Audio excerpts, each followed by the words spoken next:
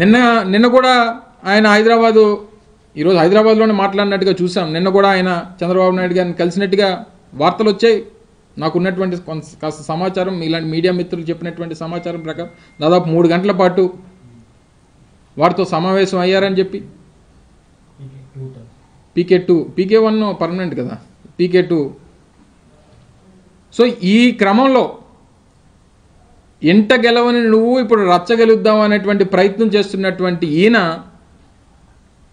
ఈరోజు వచ్చి ఆంధ్రప్రదేశ్ రాష్ట్ర ప్రజల తాలూకా మైండ్ సెట్ని తాను ఇచ్చేటువంటి స్టేట్మెంట్తో మార్చాలనేటువంటి ప్రయత్నం కనబడతా ఉంది. అది జరగని పని. బీహార్లో మన పరిస్థితి ఏంటి? బీహార్లో మన రాజకీయ పార్టీ పరిస్థితి ఏంటి? బీహార్లో ప్రశాంత్ కిషోర్ రాజకీయ పార్టీకి ఏదైతే పరిస్థితి ఉందో ఈరోజు ఆంధ్రప్రదేశ్లో చంద్రబాబు నాయుడు గారు కూడా అదే పరిస్థితి ఉంది. ఈ 2 చల్లని రూపాయలు కలిసి ఈరోజు ఆంధ్రప్రదేశ్ రాష్ట్రం గురించి, రాష్ట్ర రాజకీయాల గురించి, రాష్ట్రంలో ప్రజల తాలూకా ఉద్దేశాన్ని గురించి ఈయనేమన్నా మాటల మాంత్రికుడా, లేకపోతే ఏదన్నా మాయల మాంత్రికుడా?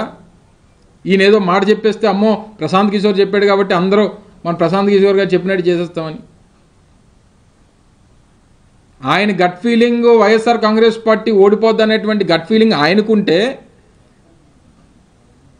ఈ రాష్ట్రంలో ఉన్నటువంటి 5 కోట్ల మంది 5,30,00,000 మంది ప్రజలకి తెలుగుదేశం పార్టీ వారి తాలూకా మిత్రపక్షాలు చిత్తుగా ఓడిపోతాయనేటువంటి గట్ ఫీలింగ్ ఈ రాష్ట్ర ప్రజలకు ఉంది.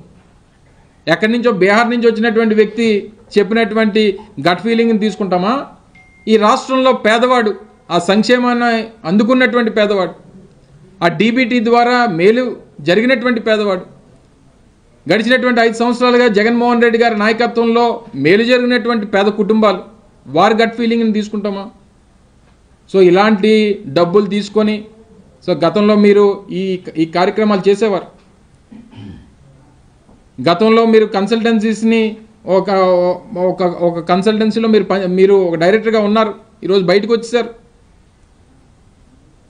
బయటకు వచ్చేసి మీరు ఒక రాజకీయ పార్టీని నడుపుతున్నారు. మీరు ఒక రాజకీయ నాయకుడు. ఈ దేశంలో ఈ దేశంలో ఒక రాష్ట్రంలో ఒక రాజకీయ పార్టీని పెట్టి నడుపుతున్నటువంటి మీకు ఆంధ్రప్రదేశ్ రాష్ట్రానికి సంబంధించినటువంటి రాజకీయాలు ఏం సంబంధం? చంద్రబాబు నాయుడు ప్యాకేజ్ ఇస్తే ఈ చల్లని రూపాయి వచ్చి ఇక్కడ మాట్లాడి ఇక్కడ ప్రజల తాలూకా మనోభావాల్ని, వాళ్ళ ఆలోచనల్ని మార్చేస్తాడనుకోవడం అమాయకత్వం అనేటువంటి విషయాన్ని మీ ద్వారా మరొకసారి ప్రజలకు చెప్పాలన్నటువంటి ఉద్దేశంతో మిమ్మల్ని అందరినీ కూడా ఈ సమయంలో పిలవడం జరిగింది. దయచేసి ఇటువంటి వ్యక్తులు, ఇటువంటి మాయల పకీరులు చెప్పేటువంటి మాటలు దయచేసి కనీసం పరిగణనలో కూడా తీసుకోవద్దనేటువంటిది రాష్ట్ర ప్రజలను కోరుతా ఉన్నా. గతంలో కూడా ఏబిఎన్ రామచంద్ర కానీ లేదంటే లగడపతి రాజగోపాల్ దాంట్లో ఇటువంటి సర్వేలు చేయించి ఇటువంటి మాట్లాడించినారు. ఇప్పుడు కూడా సేమ్ అటువంటి స్ట్రాటజీ. ఎవరు ఏం చెప్పినా ఈరోజు దేశంలో కానీ ప్రపంచవ్యాప్తంగా కానీ అన్ని దేశాల్లో